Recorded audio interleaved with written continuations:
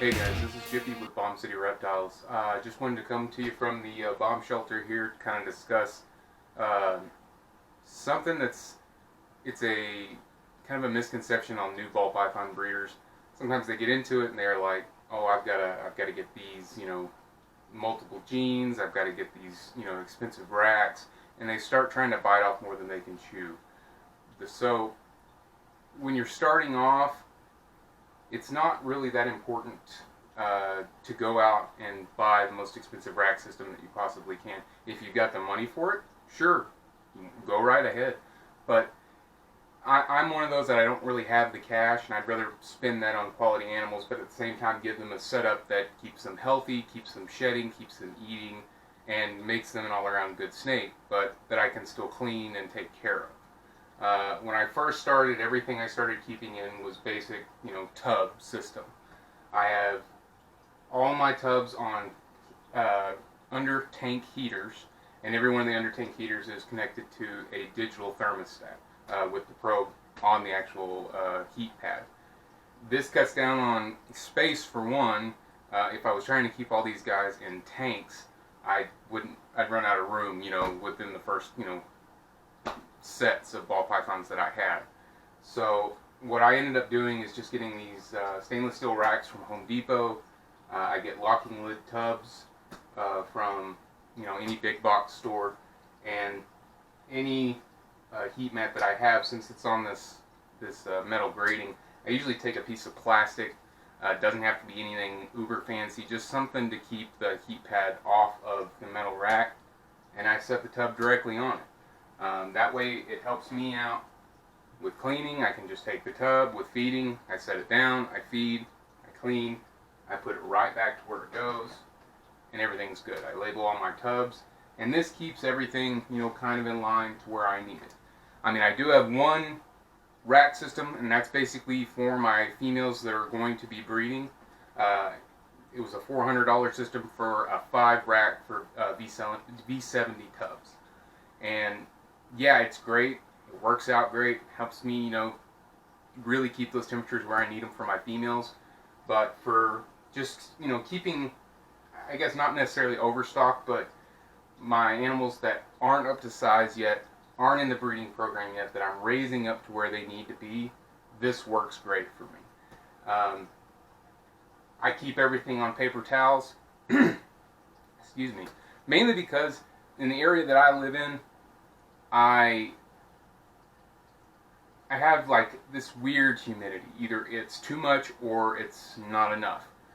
Most of the year it's not enough, and on an average year it'd be not enough. So I drill very few holes, mainly just for airflow, but I use paper towel so I can also monitor waste. I can monitor, temperature. It's easy for me to clean. I basically wipe it out, clean out the tub, put in new paper towel, and everything's golden. I've had bad luck with substrate, different depending on the substrate, just making the humidity too high.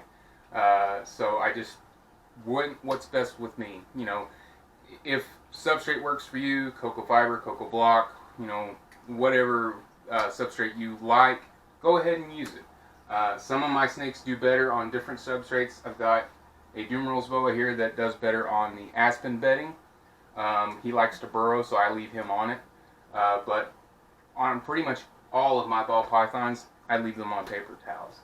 I don't go fancy on hides. Most of them are plastic food bowls that I take a Dremel tool and just carve out the hole that they go in.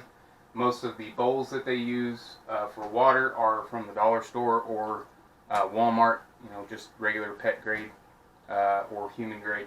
I've got some ceramic crocks in here for the little ones. Some hides that I use for the little babies could be, reusable food containers. It just depends on what you want. You don't have to go all in, all out on all this stuff. There's many DIY ways to do it. If you guys got questions about anything like that, just hit me up and I'll try to comment and let you know. As far as other ways that they jump up, that new keepers jump the gun, is they'll try to get as many animals as they possibly can. I mean, I understand it's an interesting hobby. You want to get snakes, and you're like, ooh, there's a guy selling this, or ooh, I should get this, or ooh, I just walked into PetSmart or Petco and I found this and I want to get it. Slow down. You've got to feed these animals. You've got to take care of these animals. You've got to take time out of your schedule in order to clean them, feed them, make sure that they have proper care, pay attention to them so that you can notice if they have any health issues. So, you've got to line all that stuff out. If you're feeding nothing but live and you're not keeping, a rat rack or something, you're going to be spending a lot of money on rats. Even if you're buying frozen, you keep getting up there, you're going to be buying frozen all the time. And even if you're getting them shipped, it's quite a bit of money. So just when you're first starting out, slow down. Think about what you're doing. Think about, how you're going about it.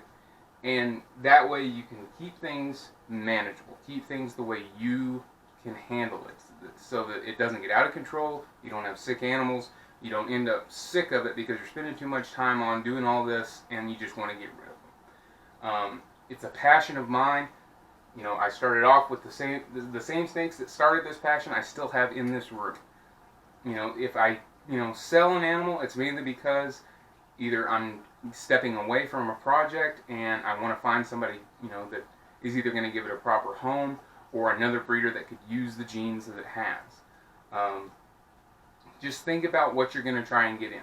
Don't go buy 5 normals and say, oh, I'm going to breed ball pythons. Think about genetics. That's going to be the next video that I do. It's going to be about knowing your genetics and how to go from there. But as far as a budget build, regular tubs, under tank heaters, and digital thermostats work great. Once you get in the rhythm and you get to where you're up there enough and you save some cash, then you can start buying rack systems or building your own. If you've got that kind of talent or tools or space to do it, that's fine. But in the meantime, if you're just wanting to get into the hobby but you don't want to spend a lot of money on cages and everything like that, this works great for me. Some people don't like, the whole tub idea. Some people don't like, they want to be able to see their animals. They want to be able to show them off to people that come over. That's fine, but that's more like a pet deal. And if that's what you want, that's fine. But in my area, these are all of my breeder snakes. I love them dearly. I can still see them. I can still come in and check, through the tubs to see how they're doing. I can get them out. I can mess with them, check them, make sure that they're breathing okay. We don't have any bubbles. We don't have any, parasitic infections, anything like that. So it just helps me keep the animals that I have in an organized way with not spending a lot of money on it in the meantime. So, again, you guys got any questions? Feel free to hit me up. If you like the video, go ahead and click, give me a like, subscribe, and we'll catch you guys on the flip side.